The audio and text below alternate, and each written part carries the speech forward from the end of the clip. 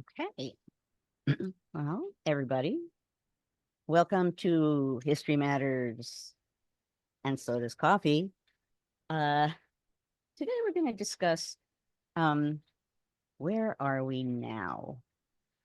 Boy, is that a loaded question, but I'm not even going to begin to address it before I turn to my partner in crime, Annie, who will explain the rules of the game. Well, good morning, everybody. I'm Annie Evans from New American History. I'm coming to you from a very rainy outside of Charlottesville, Virginia. And I told Claire if my power goes out, I will join you again on my phone because it keeps morning. But we need the rain. So I'm like, let it happen, people. But just letting you know. So here's how this works. I'm so excited we have some new folks here with us today. So just a reminder, we are free and open discussion for people of all different political and other persuasions. We want everybody to feel welcome here. So please keep your chat comments very respectful. This is a heated topic, but we always want everybody to feel welcome. We also want you to add questions in the Q&A. So if you look down below along your toolbar, find the Q&A and please put your questions specific to today's topic there. I'll be back in about 30 minutes and we'll take some of your questions. Okay. First of all, I'll say, since I was told, and I truly do believe, that there are new folks here, I do hope you'll say in chat, and some folks are watching this increasingly online afterwards, and I'm seeing them saying in the comments, I'm here for the first time, but I can't respond to you, but I can respond to you now. So let the wonderful History Matters community know if you're here for the first time, and they will give you a robust welcome because it's an amazing community. And that really is going to matter today because I don't have to say that the emotional mood relating to the presidential campaign right now is extreme. So I want to say a few things. As I was writing my notes this morning, I was saying, I feel like this is like the beginning of a boxing match or a wrestling match. If I watch them, which I don't, but it feels like, no illegal holds. But still, I'm going to say the obvious, particularly given this topic and particularly given there are going to be more people here than usual. No name calling, no accusations, good faith comments only. Basically, let's prove that we can have this conversation, that a community can have this kind of conversation, which is what lots of people should be having. But let's prove, given how wonderful this community is, let's prove that we can do this again, particularly given how Democrats are screaming at Democrats a lot these days. This community should be able to do what perhaps some of the screamers, particularly in the media, are not able to do. Let's prove that we can do this because I think it'll actually be useful. I think a lot of what people are howling about right now are sort of, black and white. He wins, he loses, it's good, it's bad. And not looking a lot in between. And when you don't look in between, you kind of lose political realities. So anyway, here we are.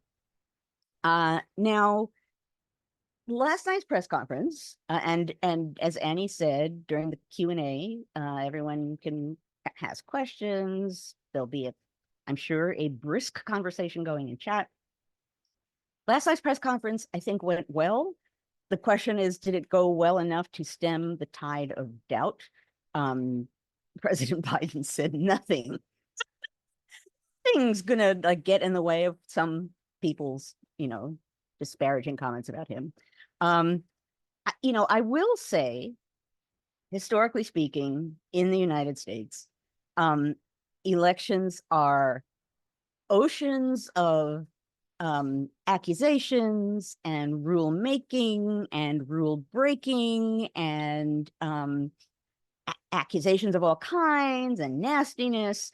So, a democratic politics, democratic is one of those words that suggests I don't know, pacifism. Like we all get along. Democratic can be darn messy.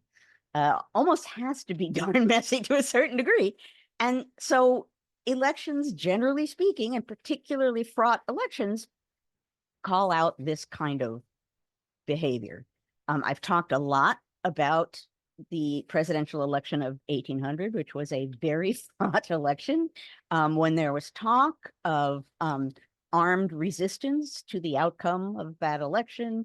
I encourage you to go find maybe not recent and not recent, past episodes that are archived at this same URL, and you can see what we've had to say about the election of 1800. But the fact of the matter is, so that's really the first really contested presidential election. You had Washington run 2 terms. You had Adams, the vice president, take over, and then it was unclear what was going to happen next.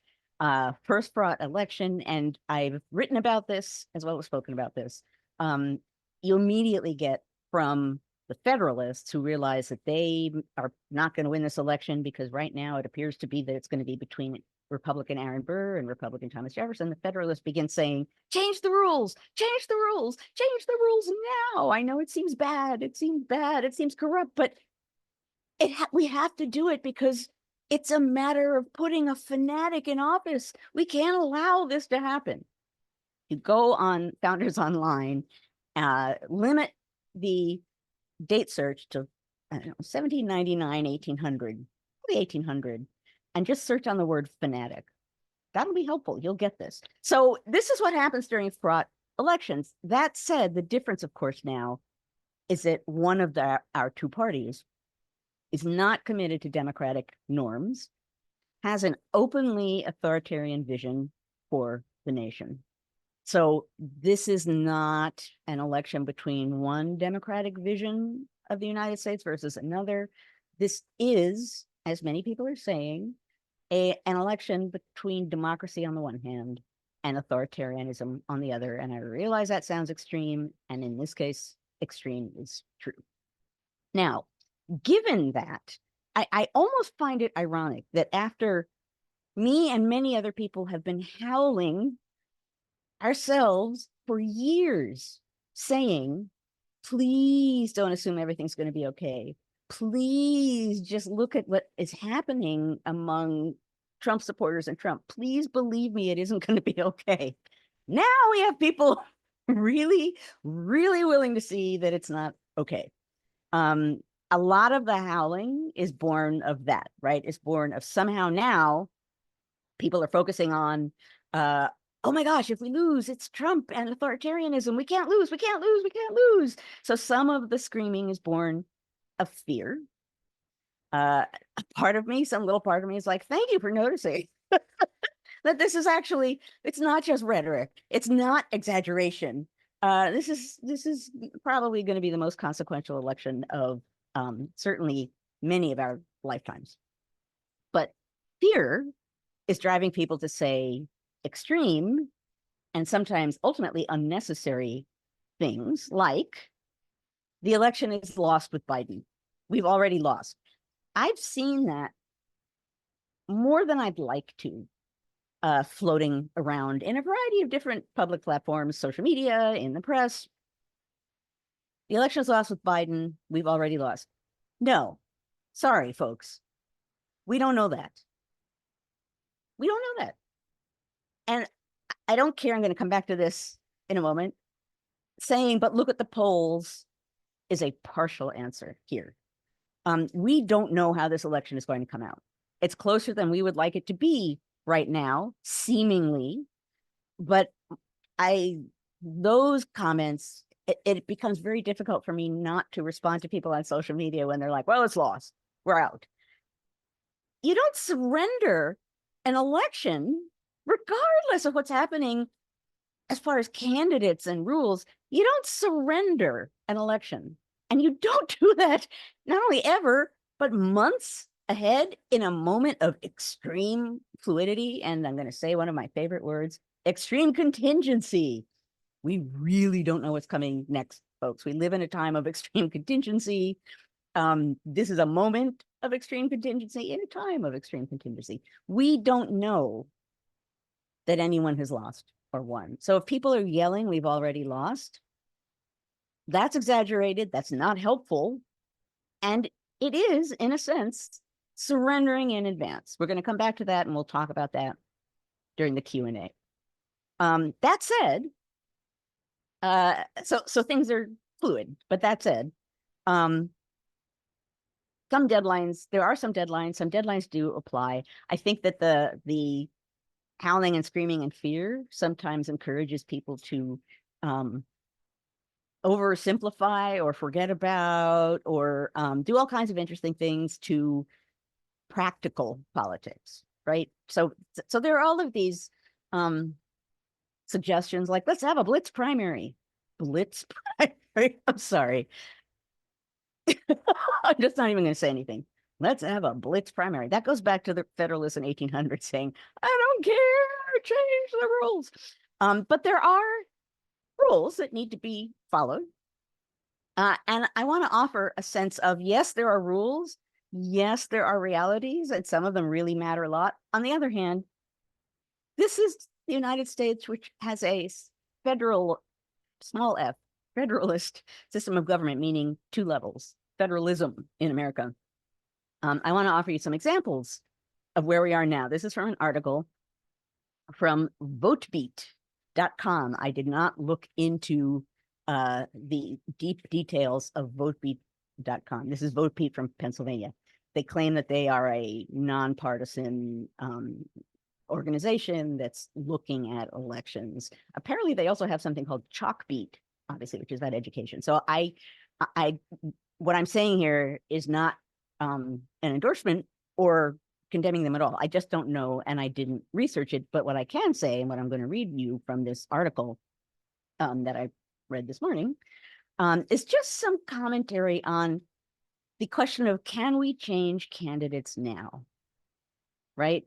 Like, is it too late to change candidates? Can we always change candidates? What's the deal with changing candidates? And some of the howling is about that. So listen to some examples of how different states answered that question. Okay, Arizona.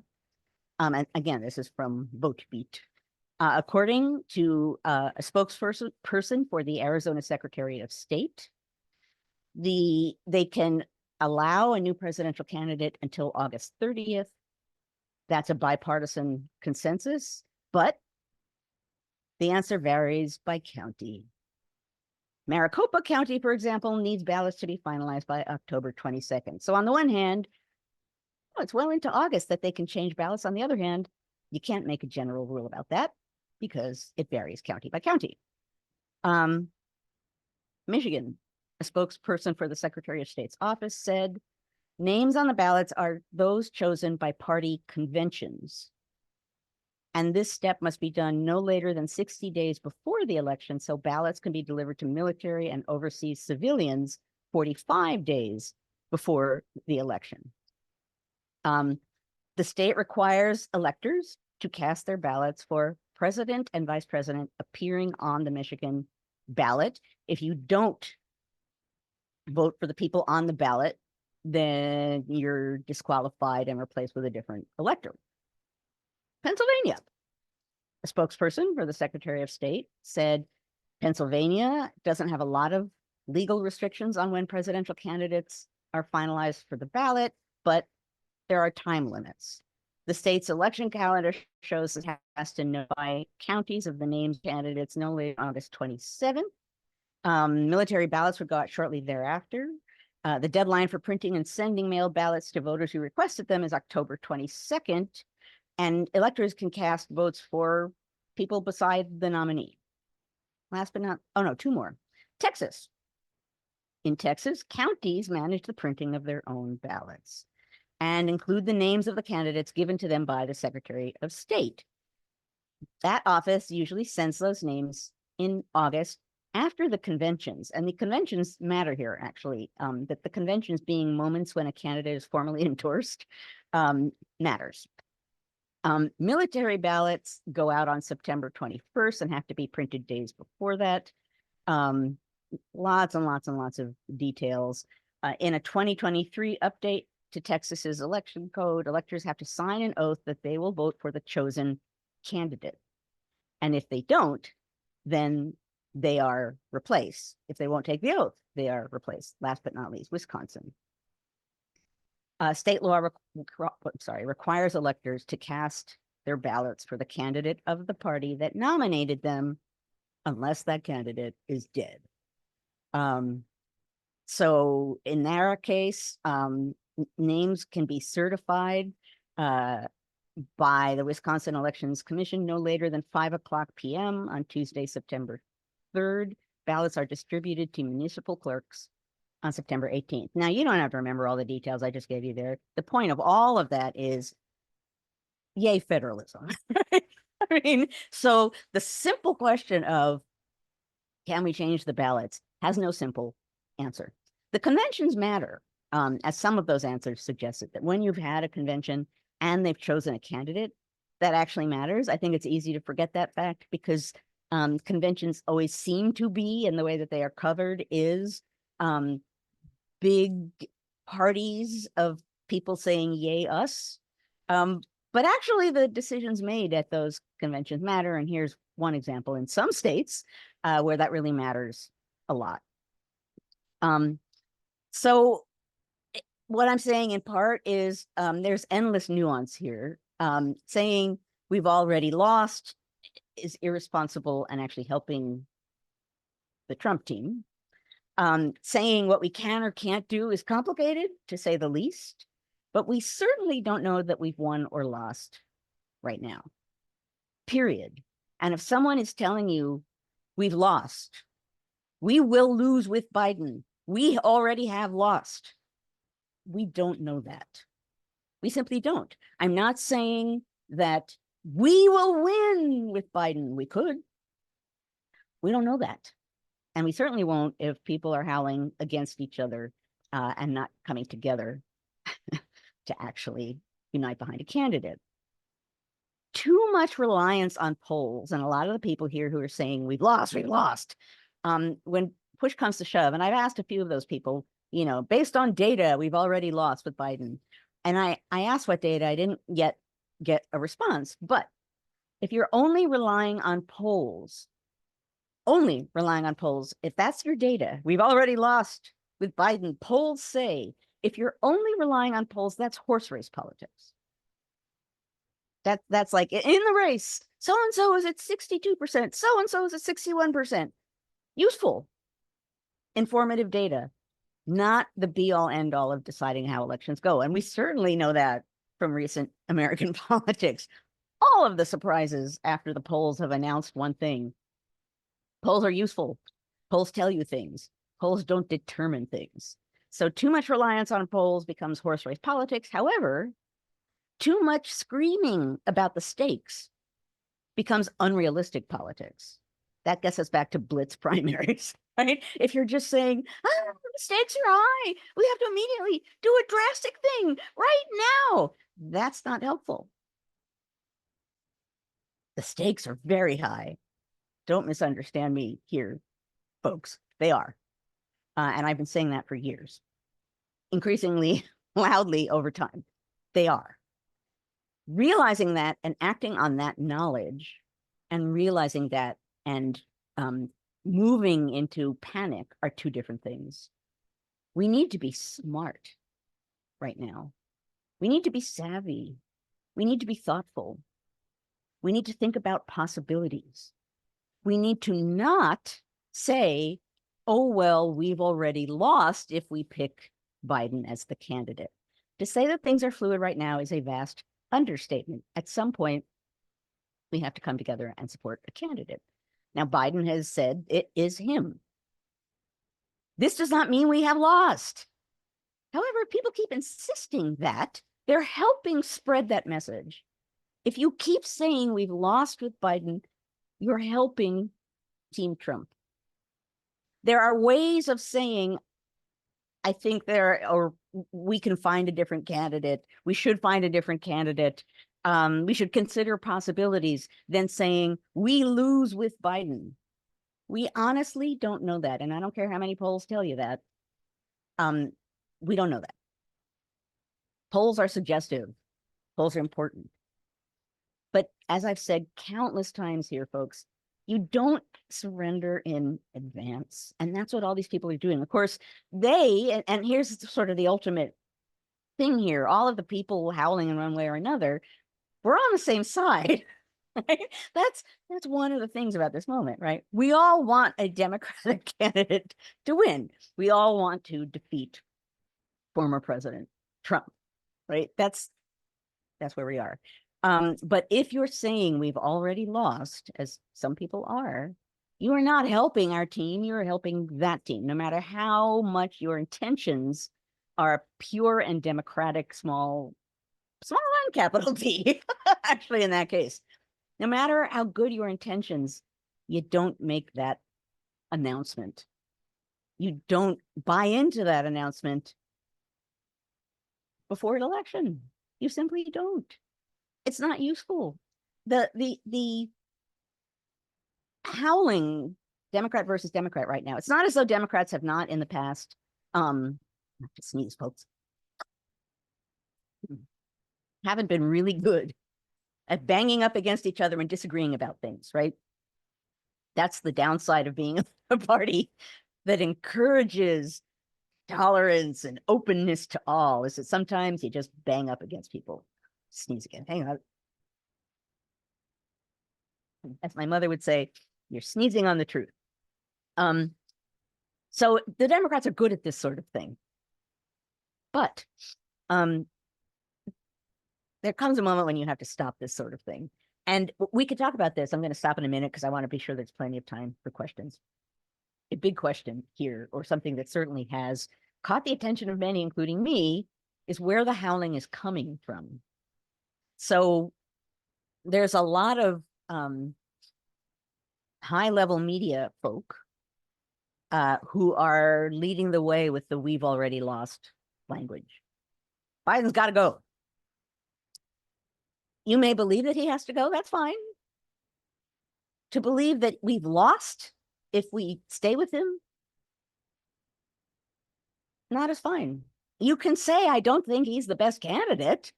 I think we should have a different candidate, without going all the way into that other camp. We keep him, we lose. That's kind of, I don't know, sore loser politics. I don't know what to call that. But anyway, I encourage you, think about what you want. Think about what sounds fair to you. Listen to what people are saying on all sides. Be aware that, and I think last week, did I talk about the feeding frenzy in the press? There is a media feeding frenzy about Biden must go going on right now that is not helpful and appears to just be feeding itself and going and going and going. That makes me angry. It's one thing to debate. It's one thing to have a conversation. It's one thing to have a serious debate or a serious conversation. Hopefully in 3 minutes, we're going to do that here. It's another thing to scream, Biden must go. Sorry, folks. I think you can say we need to discuss whether or not Biden is the best candidate without giving up the election. You never, ever surrender an election, not even rhetorically. You don't do it. Folks, this is a high stakes election. We have to come together behind a candidate. Think about the election and not just about what you think must happen now, as Heather and I always say, hair on fire. Okay, I've actually been ranting about some of this to friends all week. So I'm going to stop right now. I get myself worked up. Okay, I'm now going to switch things around so that we can open things for questions. I will say, thank you. Okay, Mug. So for those of you who are new here, for all of the weeks we've been doing this, I think this is, I always forget the number. I think this is the 224th episode. We've been doing History Matters for 224 weeks. I got it right. I always get the number wrong. 224 weeks. And I will say, in a commercial advertisement, all of our past episodes are archived at this URL, talking about a lot of really important issues as a community, doing what we're doing today. Me speaking, and then people asking questions. Now, mug. So all of those weeks, I have come up with a mug that has something to do with the topic at hand.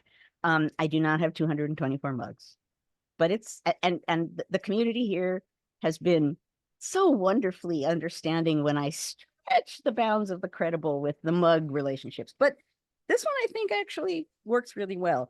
It's from the NPR show On the Media, and it says on caffeine.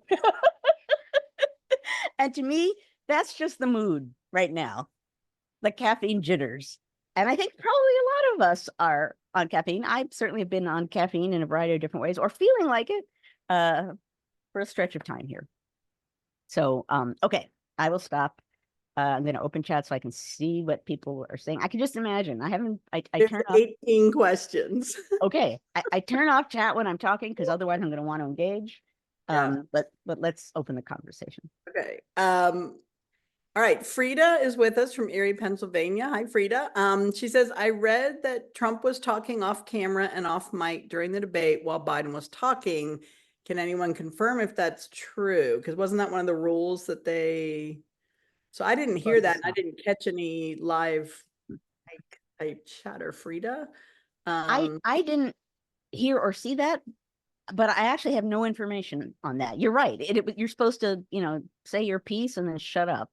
Yeah. But Wasn't I it can't. the first one that they turned them off physically, though? Yeah, they turn them off. Like So a it's, big deal. right. I do want to say someone has asked, how do we go to the after party? We're not there yet, folks. There will be an after party at 11 o'clock. You just stay here, but let's stick with the questions. Okay. Okay. Okay. Troy, our buddy Troy says, why aren't people relying on the qualified consensus medical assessments saying that the candidates are fit for office? He's wondering, I know that's been historically like before every election, don't they sort of get a physical and say, oh yeah, he's good. So do you want to comment on this medical piece that came up this week? Give me the pitch of what the question is asking about the medical. Like, why is it that the public seems to not be relying on it the way they have in past elections? Because they brought up Parkinson's, they brought up a bunch of other, doctors visiting the White House this week and whatnot. So Troy's So the question is, why hasn't that information had more of an impact? Right. Well, at this point, it's partly because of the sea of disinformation, misinformation, weird accusations, things that seem to be tossed out. So there's like Parkinson's doctor. Wait a minute, they actually were talking about legislation about Parkinson's, but it's part of his physical, but it wasn't part. So what do you do with that information? So I don't know if it's that people aren't thinking about health. I think it's at this point, in the case of Biden, we don't know. We see what we see, we hear what we hear. In the case of Trump, we see what we see, we hear what we hear, and we don't hear really any commentary from anyone else except him. I think in normal elections, this is really not a normal election. That is important information. Right now, it's you really have to ask about information before you accept it. So it's important, but right now, I think it's complicated. Here is Dale, who says an ABC interview quote. When asked when it came to him that he was struggling during the event, Biden said, when I realized that even when I was answering the question, when they turned Trump's mic off, he was still shouting, I let it distract me. I didn't see that. So I actually can't comment on that. Okay. Gloria asks, are you saying the MAGA group is authoritarian based on January 6th, or is there other evidence? If so, what evidence? It is not just January 6th. Trying to overturn an election is a good example of that. But when I say authoritarian, I mean, in a sense, an easy way to say that is anti-democratic, meaning you won't allow people to have a different idea from your idea. You will come out against people, like with the rule of law, with punishment from people who disagree with you. It means essentially controlling the political process in such a way that you will not lose power. Now, I know people, whenever I talk about authoritarianism, people are like, that's the Democrats. Well, no, actually, the Democrats believe in elections. And I'm sorry, no matter what accusations you throw out there, free and fair elections is what they're trying for. That's a thing that you really don't like if you're authoritarian. Free and fair elections of democracy mean you might not have power. And one big part of authoritarianism is it's not that you don't want to lose power now, it's that you never want to lose power and you will do what it takes. Authoritarian is using the military to silence opposition, to silence protest. I can't give a phrase by phrase definition of it, but it is anti-democratic. And since democracy allows for diverse opinions, open voting, elections that are actually contests and we don't know what's going to happen, like this one, all of these things, voicing whatever you want to voice, open protest, not violent, but open protest if you don't like something. All of these things are part of the wonderful mess of democracy, and all of these things get stamped on in an authoritarian regime. Yeah. Okay, this is from Ellen. Actually, before you get to the question, I do want to say, read Project 2025 if you want to get an idea of what authoritarianism is. It's out there. There's a reason why suddenly former President Trump is trying to divorce himself from it. It's right out there, and it says a lot. Okay, I'm sorry, now go back. Okay, our longtime friend Ellen asks, Joanne, what are the rules about nominations of candidates regarding election regulations? Can a candidate even be placed once he or she gets the delegates in the primaries? Is the party allowed to just throw out the primaries and say, we're going to put up this other person instead? I'm not going to make an overall answer to that question because, as we started out by saying, the differences between states on everything really, really matter. So it's tempting to answer that question, but I'm going to hold back on an answer because number one, the rules vary state by state, county by county. And number two, the enforcement of rules. I can't even begin to speak about that. So I actually don't think I can answer that question. Okay. And there is a link to Project 2025 in the chat. I think Gina put it in there for anyone who hasn't read it yet. Great. Yeah, you don't need me to define it. I mean, honestly, that's their statement. And I would say put it in chunks. I had to read like a little bit each day. It's very lengthy and it's 1,000 pages. overwhelming. You want to like, I spent about a month reading it in chunks. As a teacher, it's frightening to me. There really does need to be a really concise, clear, accurate summary. We need it might be out there and I don't know about it, but there needs yeah, an infographic. Thank you, Carolee. Carolee's here. I didn't think she'd join us because she's yay. class these 2 weeks. Okay, Barbara. Oh, yeah, actually, one last thing, Bill. Yes, check out the Heritage Foundation generally. Yeah. They're already announcing the election is rigged or will be if Biden wins. That's what you say when you don't want to run the risk of losing an election. And that's what democracy is about. You might lose. Okay. Okay, Barbara has an interesting question. Barbara Spitz.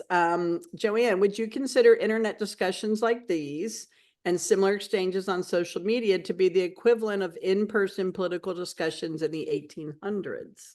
Oh, wow. That's an interesting question. Yeah. Like a town meeting. Yeah.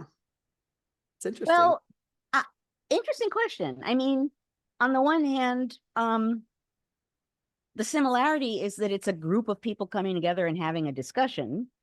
And in the 18th century, particularly in New England, town meetings were groups of people who got together and discussed things. I think I talked about recently the fact that town meetings got together and discussed whether or not they wanted independence from Great Britain. They actually had meetings, and as a group, they discussed it. So on the one hand, yeah, there is the fact that we can now have these kinds of communities that reach beyond geographic locality. That's something new, and it allows more groups to form. On the other hand, that very factor that we're all over the world. People watching this right now are all over the world. That's excellent. That people from so many different places with so many different ideas can come together and have this kind of conversation. But in a town meeting, you all know each other and you hold each other responsible and you call each other out.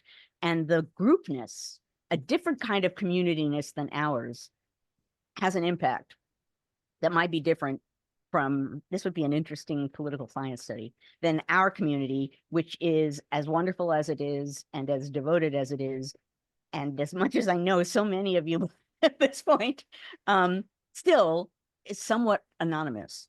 So as I say every week, I think we should have lots of these kinds of conversations. I think there should be people talking about this rather than, one of the things that's interesting right now is people are saying, well, the media is screaming about Biden must step down. What do the people think? And polls don't give you that full answer. And there are a lot of people saying, well, the people say X. This is what we think. And it's hard to register that. It's hard to see that. It's hard to hear that. It's just difficult to do that. And having group conversations like this, not going to answer all the questions. At least it'll allow people to air what they're thinking and give people a sense of the spectrum of where the public is. And that's a useful thing to have. Great. The chat is on fire. I know. Normally I can kind of keep up, but I'm sorry, folks. I'm trying. I can't. And also, I just want to ask you, sneezing on the truth. I thought that was the most charming phrase. You said your mama used to say that? Oh, she always. Oh, I told Claire that's a new band name. But I've never heard that before. Has anyone else heard that? I don't know where that comes from. Someone else might know, love but that. she always said every sneeze, sneezing on the truth.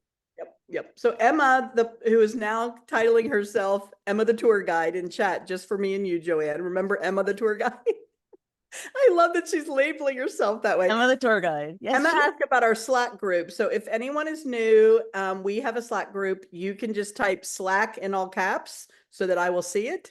And then your first and last name and your email, and we'll add you. And then we stay in touch during the week. So we would love to have you join us. Okay. All right. Bill R asks, if President Biden were to step down after the election has been won, then Kamala Harris becomes president. Like, is that, I think he's asking, like, is that fair for him to say, let me just get elected and then I'll step down? Is that like a possibility? I mean, who the heck knows? Once he's elected, he's elected. Yeah. And then that is a decision. If something or another should mean that after that election, he is no longer able to be president for some reason, then yeah, the vice president takes that role. I mean, that's what a ticket is about. Vice president has their own duties and responsibilities, but the vice president is also the sub president. This is it makes me think of John Adams, because of course it makes me think of John Adams. But when John Adams was vice president, he thought it was the most pointless job in existence because he sat in the Senate. He sort of governed the Senate and really wasn't allowed to have his own opinions very much. He hated it. He thought it was like the most pointless job in the world. Now, that said, vice presidents do a lot of things. John Adams was the first vice president. But the fact that the vice president stands in for the president if disaster of some kind happens, that is a fact. All right. We've still got, now we're up to 23 questions. Oh my God. Yay. This is insane. Okay. Jen Dufault, who's with us almost every week, says, I don't understand the Democratic politicians, the way they're fueling the firestorm. If they offered strong support a few days after the debate, most of this would have been diffused. Now the doubt is part of the narrative and they know it. Presumably understanding the complexities of campaign finance and money donated to Biden-Harris, can that just go to someone else? And what would leadership do about it? Why aren't they emphasizing the stronger performance on things since the debate? Well, I certainly wish that there had been a discussion of the debate briefly and then people had come together. And that hasn't happened and it's been ongoing. And yes, as I suggested during my comments, it's becoming part of the narrative and it's contributing to, with Biden, we lose, which should not be part of the narrative because we don't know that. But yeah, if people had come together, if there had been that debate, if people had honestly acknowledged what they liked and didn't like, and then people had said, okay, he is our candidate, he did well, blah, blah, blah. That would have been better than continuing on with this never-ending stream of doubt. But the second half of the question about the money, could the money go elsewhere? No, actually. The money can't just be assigned to somebody else. And I don't even know, I read this morning that it's not even clear if it could just be handed to Harris, although I don't know about that at all. But it's not transferable in an open kind of way. Hmm. That is interesting. If money was donated to Biden/Harris. Oh, well, then maybe that's the answer to the question. I honestly don't know, Not but sure. it can't go beyond, Right. Certainly it can't go beyond them. Right. Put it there. Gloria says Harris has access now. That totally could be. All right. Ben Hughes asked, Dr. Freeman, putting on your historian hat, is there a part of you that would be interested to see an open convention? Can you speak to how the conventions have changed through history? And he says, thank you. He's a first-time participant. Hi, Ben. Thank you for joining. Thank you for coming. Great. Conventions are interesting. A long time ago, let's see, I know that Tim is not here today because he would be the guy who would find this. In the Yale Law Journal, I wrote a piece on the election of 1800, and there's a section on conventions, which I always find very interesting. Initially, conventions were in part, at least among some people, an attempt to seem democratic. So, again, we're talking the early part of the early republic. And this was, I believe in this case, it was Jeffersonian Republicans who, I think in New York, decided that they would have a convention and they would ask people to, say what they want and vote on what they want. And then they would come up with, in this case, I think it was a ticket of candidates or a ticket of electors. I can't even remember the detail, but basically the idea was, in essence, an open convention. Now, convention made people very uneasy. I know in that piece that I wrote, there are people like, what do you mean convention? I don't like convention. Why are we having conventions? So people weren't sure about the idea. But in the case of this one that I'm talking about in New York, the powers that be met before the convention and decided what they wanted this ticket to be. And then they had this whole like, give us your votes, we will leave the room and count. And then they just came back with what they had decided. So conventions always have been places of emotion and confusion, and in some cases in the past, change of a sort that people didn't see coming. Like, who's Franklin Pierce? He suddenly appeared. We can't find a candidate. Franklin Pierce. And then there are all of these people. I think that's in my most recent book. Go read about the convention where Franklin Pierce was picked as the presidential candidate. Not only are people saying, who is Franklin Pierce? They've been getting his name wrong. Who's Thomas Pierce? Like, no one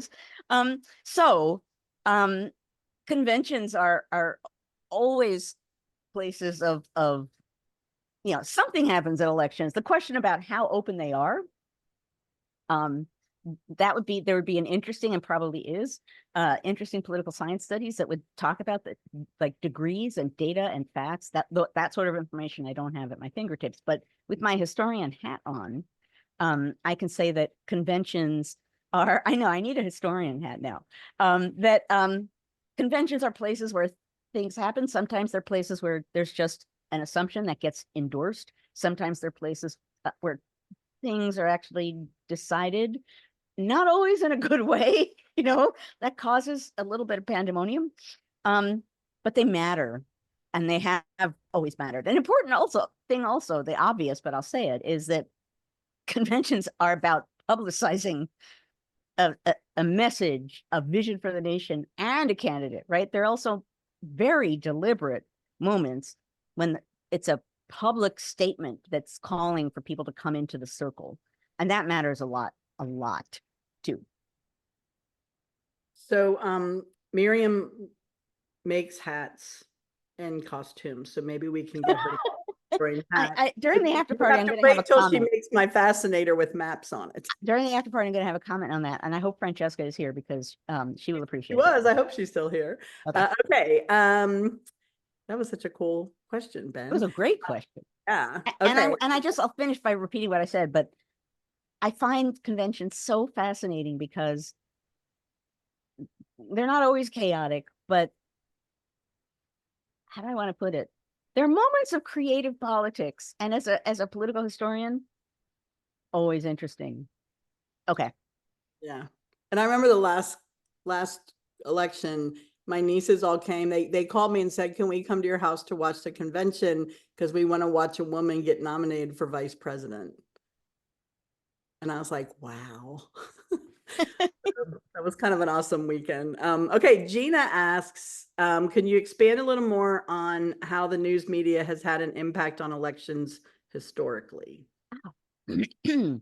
um well, okay, so generally speaking, the media, news or not, um certainly has an impact on elections. I mean, um definitely they're out there, you know, screaming whatever it is that they're screaming on all the sides that are up for election, generally speaking. So it's not that the press doesn't have an impact. It does.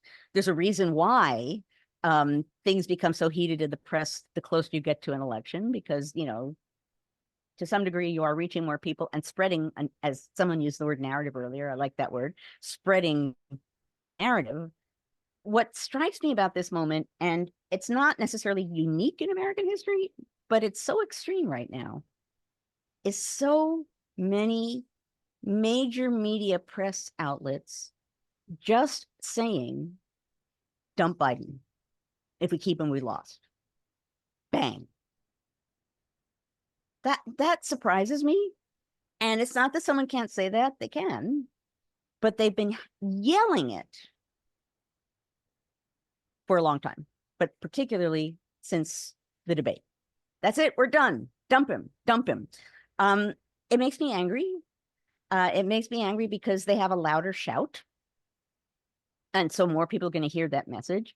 It makes me angry because major media outlets are one kind of commentator and one kind of audience, but as we suggested earlier, the American people matter too. It's harder to get a finger on what they're thinking, and polls help, but they don't offer absolute information. But the sort of scrum of major media people who are going to such an extreme and not just introducing the idea, but seemingly they're going to just keep going and keep going and keep going until who knows what. It makes me angry, to be honest. It's one thing to offer information, to offer opinion, to offer judgment. It's another thing to seemingly trying to direct outcomes.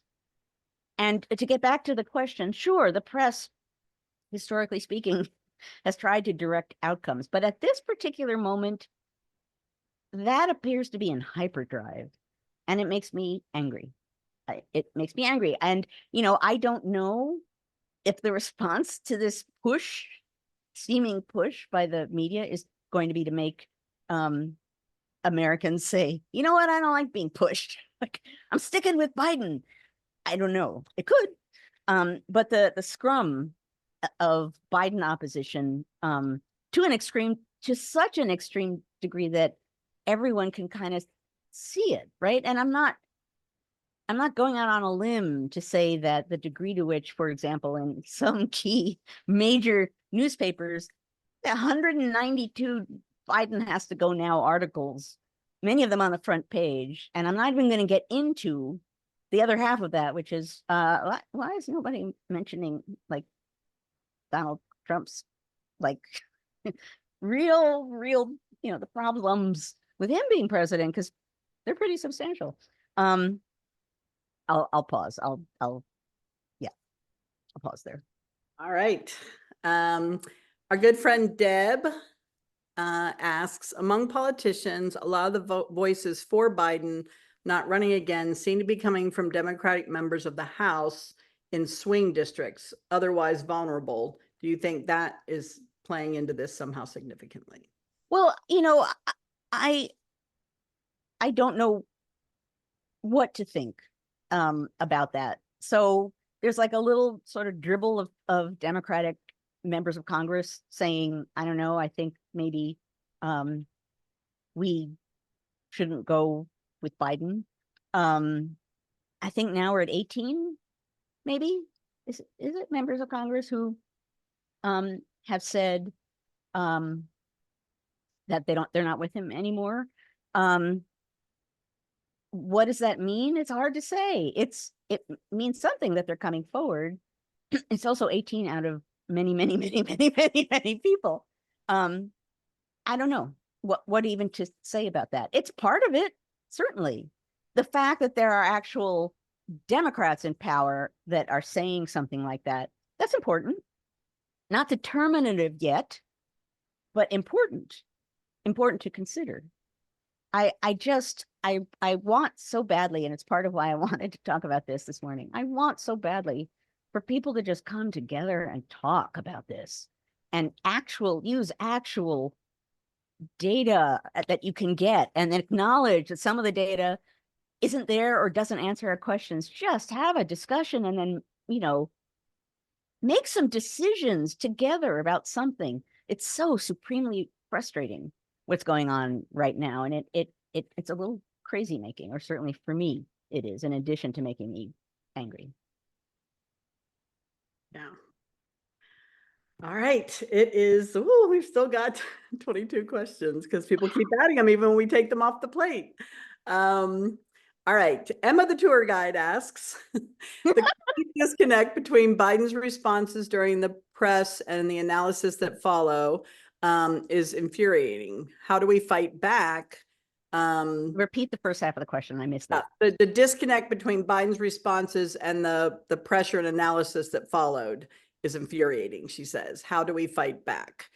And there have been several versions of that question. So I'm probably going to, other people have asked other versions of that. So I'm probably just going to, Kim ask a similar question. So I'm just going to combine those two. How do we fight back? Yeah. What do we do to kind of turn this around and get people to get on board and just focus on, we need to save democracy? Well, in a way, this is related to a question we've talked about here before, which is, what do we do to defend democracy? Part of the answer to that is what you would think, which is being loud, having a loud voice, voicing what you think to people in power and talking to your members of Congress, et cetera. But I think a big part of the answer is organizing locally and coming together and pulling together to make a statement of some kind, doing things locally to show that on a local level, a lot of people feel X. It's kind of like there's a Supreme Court decision and then it's like, now what do we do? But in an election, in the end, this is the most obvious thing in the world, we're going to say it. Ultimately, it's about us. We are the election. We are. And if we say what we're thinking, voice what we're thinking, in a rational, insane manner, here's what we think. Here, whatever. If we're loud, if we take up airspace, that at least will help slow down the narrative of defeat. In the end, and this is what I've been saying on social media all week, in the end, it's us. We matter. We decide the election. We do. And so, to people who are saying, well, Biden's already lost, I've been saying, well, if we actually come together and support him, no, I don't think that's true. And I don't care how many polls you have. We don't know. We don't know. So I think actually going back to, again, to that wonderful word narrative, we need to try and alter, change, or give a strong counterpoint to the narrative that appears to be building out there. What the American people think and want is the election. And when people come together and act together, think together, have a shared vision together, speaking historically in all kinds of ways, it really, really matters, and you can create good change. Yep. I think our friend Clinton, who is the wisest person I know, Clinton says elections are only the beginning, then the real work begins. Yes, I just saw that and I was going to repeat it out loud. And indeed, that is true. Okay. Jonathan is asking who determines when and how to initiate the 25th Amendment invocation. Oh, I do not have an absolute answer on that one. And I don't want to add to the Yeah. scrum, so I'm actually not going to answer that question. Carol Matthias asks, she says that Trump did speak twice when the mic was off. Directional mics are muted, most of it during the CNN event, but Biden would have heard it. So she just wanted to add that. Oh, So interesting. Okay. I don't know much about microphones, but I will trust your expertise. So someone was asking if you would comment on how long LBJ gave. I think Emily asked, how much time did he give when he withdrew in 1968?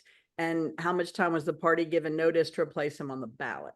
And is that similar to what's going on today? I do not have the answer to that because when push comes to shove, I'm an 18th and 19th century historian. All right. So I don't have that kind of concrete data about numbers of days, numbers of weeks, numbers of months. But those are really good questions that you can easily look up. And that would be important. 31st, he pulled out. So March was a lot earlier than. Oh, okay. I do want to say something on Gaza. Someone said, where is it here? I might not find it. Someone said that they've been talking to young people, and young people are saying they're not voting for Biden because of Gaza and his performance. And I want to talk for a moment about purity voting. Purity voting is not helpful. Purity, and by purity voting, I mean I will only pick the candidate who does exactly like I will only pick the candidate who does what I want in Gaza. And I'm not going to talk about murder. I'm not going to talk about unfairness. I'm not going to talk about, Israel stopping bombing people. I'm not going to go in there at all. What I want to talk about is that if you feel strongly like that, right? I'm not going to vote for Biden because of Gaza. Take a step back for a minute and consider if you think in a Trump presidency, there's going to be action taken regarding Gaza in a way that you will have any control over. So purity voting, perhaps during less extreme moments, is less dangerous. Right now, purity voting, and I know as soon as you say that, people jump on your head and say, it's mass murder. What's wrong with you? What's quote unquote wrong with me is that if democracy goes, and that's not, I'm not saying anything that it actually might happen. If democracy goes, nothing else is going to be possible in the way that people want it to be. So, I think we have to deal with democracy. And then, with a Democratic president, you can protest, you can act, you can, go in with members of Congress and demand change in Gaza. You can have a loud voice. You can do all kinds of things to demand change in Gaza. You sure as heck aren't going to be doing that in a Trump presidency. Yeah. Someone, I'm not sure if I'm pronouncing the name right or if this is a twist on the word recluse. So I'm not sure if that's a name or okay, just using a word as their name in lieu of their name. But they're asking, what does it say when potential alternate candidates being mentioned are not Kamala Harris as the resounding name? People who are calling for Biden to step down are not necessarily calling for Kamala, and they're asking, what does that say? Yeah. On a basic level, it makes me angry. And I'm going to state the obvious. It's just bypassing a Black woman. Yep. Whatever. Let's find this person who many people don't even know who this person is, or let's find this person who doesn't have any interest in running for president. She's the vice presidential candidate. She's the vice president right now. And as Biden was asked last night about her, he said, because I think that she's a person who's qualified in many ways to do many things and to lead. That's why I support her. She's qualified to lead. So jumping right from Biden to someone else,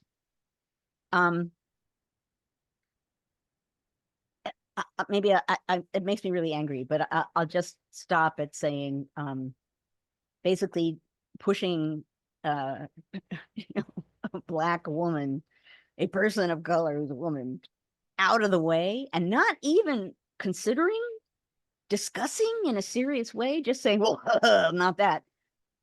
That reenacts a lot of moments in American history, and I consider it ugly. You might not want her to be a candidate, but to pretend that she's not there, to just dismiss it as bad, impossible, could never happen, Yeah. that's irresponsible to me, and pointed and potentially telling about the people doing that. I'm not going to go beyond that, but I did say online, there are a lot of powerful white men in media yelling about a powerful white man and suggesting a different powerful white man. And I'm just going to let that sit there. So Emmy Osborne said this is their first time asking a question. So I think they might have been listening for a while. And also they mentioned that they were a big Now and Then fan and they miss you and Heather. Oh, She is doing Instagram posts, so you can check some of those out. we will. I know we haven't done it for a while because it's hard to get us together, but we will. Okay, so Emmy's question is, how should I respond to someone saying Project 2025 is propaganda? Well, given that a lot of the people who are part of creating Project 2025 are on the inner circle of people who work with Trump, it's not as though people are throwing rhetoric around and there's nothing to it. It makes us, we've talked a lot about having your emotion be affected by something and having to pause before you respond to make sure that people aren't just trying to get you emotional. I don't think this is about trying to get people emotional. And I think, in a sense, the proof of that is some Republicans backing away from it now that people have noticed it and are saying it's a bad thing. I think, it was put out there as an expression of vision of the nation. I think there are Republicans who stand behind it.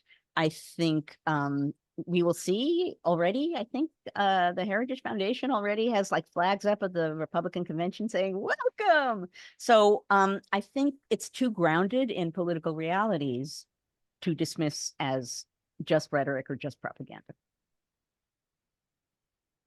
Oh, and here DB says no one spends 100 million on propaganda. I don't know about that, but that's interesting that so much that much has been spent on Project 2025.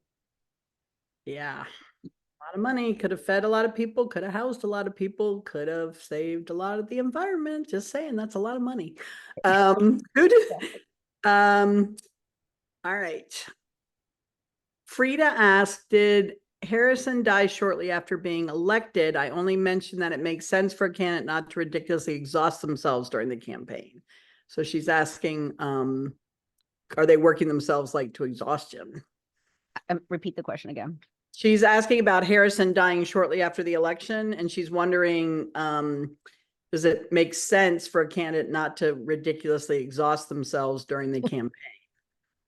I think if you run for president, you ridiculously exhaust yourself, no matter how old you are. I think that's just the case. And Biden is old. And that's just so, yeah, no, it's really smart if people don't ridiculously exhaust themselves. And yes, didn't help Harrison at all. But that's the nature of Democratic campaigning. Biden is doing it. And as he said during his press conference, and Trump is playing golf. But in a snappy comeback.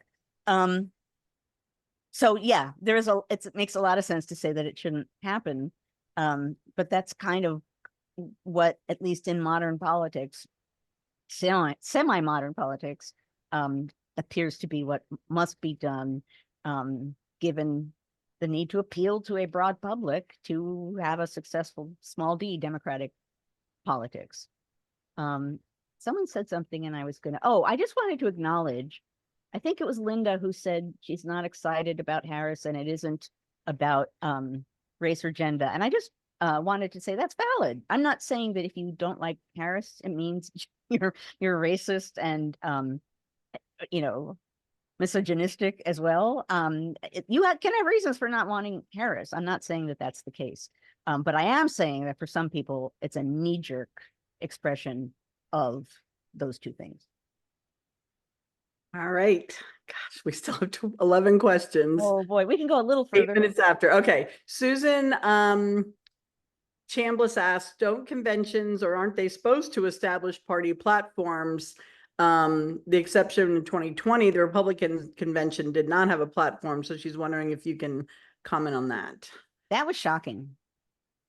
That I was in a room of, I can't remember what the cause was, but I was in a room of historians at someone's house at a dinner, and we all sat down to watch what was going on. And when it became very clear that the Republicans were not going to have a platform, that the platform was elect Trump, listen to Trump, we just, I've had a lot of sitting with political historians with their mouths open in absolute shock moments in recent years. And that was one, right? Because what that said was, it's not about a vision. It's not about politics. It's not about policy. It's about this guy. We just want this guy because we think we can win with this guy. That's the counterpoint of we can't win with this guy. It's only about this guy. Platforms are a way of expressing a vision for the nation, right? And I don't think at Biden's press conference that he did a good job of expressing his vision for the nation. He talked about wanting to finish the job, get the job done. It's important for any candidate to be able to powerfully, movingly state what their vision for the nation is. And a platform is a way of doing that. Of course, afterwards, then you're held accountable. Like, what did you mean? I won't raise taxes. Now you're raising taxes. But more than anything else, it's a kind of, here's what we stand for.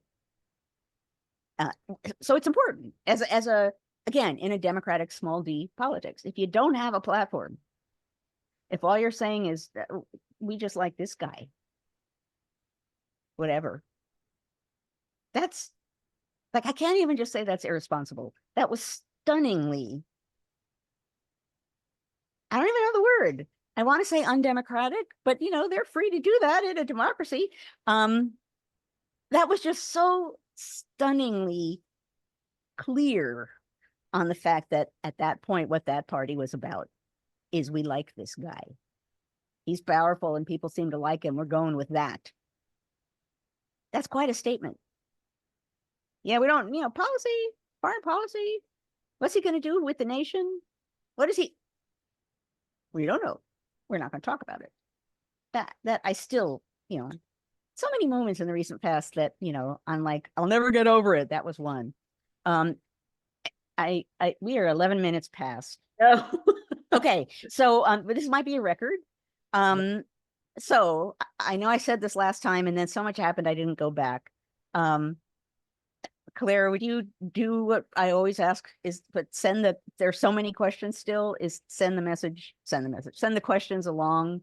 And I can't, stunningly irresponsible. I'll go with that.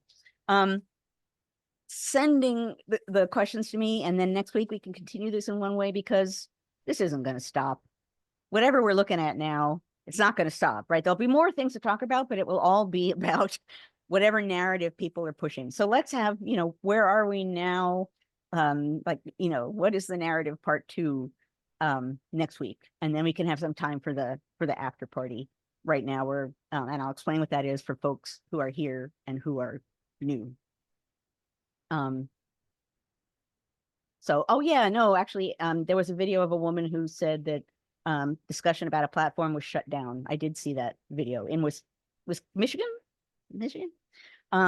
So yeah. It's next week is the convention. Okay.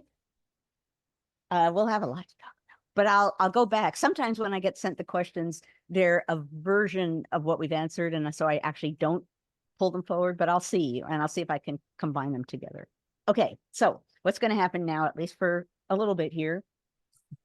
I'm getting, see, this is why I don't look at the chat when I'm speaking, because I get, I couldn't keep up today. I did my best. yeah.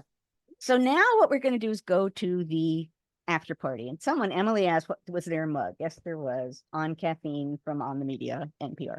What we're going to do now is go to the after party. What that means is that we will no longer be recording our conversation, so we can be even freer and easier than we are already. If you beamed in through the NCHE website, stay right where you are, and poof, you will be in the after party. If you are watching us on Facebook, you need to leave Facebook and go to ncheteach.org/conversations. That's ncheteach.org/conversations. And then you too, poof, will be in the after party. I, every week I say thank you for taking part in the conversation of democracy, and every week I'm like, really means something this week. It really means. I mean, truly, folks, this is a model of what we ought to be able to do, and it's not what we're seeing out in the world right now. And it makes me sad, and it makes me angry. And we need to be able to come together and have these discussions, and then you can go on in your world and have further discussions. And hopefully these discussions are informing you and helping you come to your own conclusions. So thank you for being here. Thank you for engaging in this conversation. We're going to have a heck of a lot to talk about. So come back for more. If you're here for the first time, I hope you will come back. I think this is pretty typical of what one of our sessions is like. Yeah. I will say, if you go to ncheteach.org/conversations, all 224 episodes are archived there. So you can see any number of discussions about any number of things. Okay. For now, thank you, Claire, who sent the questions. Okay, so I think we got, despite the fact that the chat is still like, let's go to the after party, and I will see you guys on before I go. And thank you to Annie and Claire. I don't want to forget to thank you for making this possible, for being, the team along with me. And thank you to the community. Thank you to NCHE. Thanks to all. And I will see you guys in a week.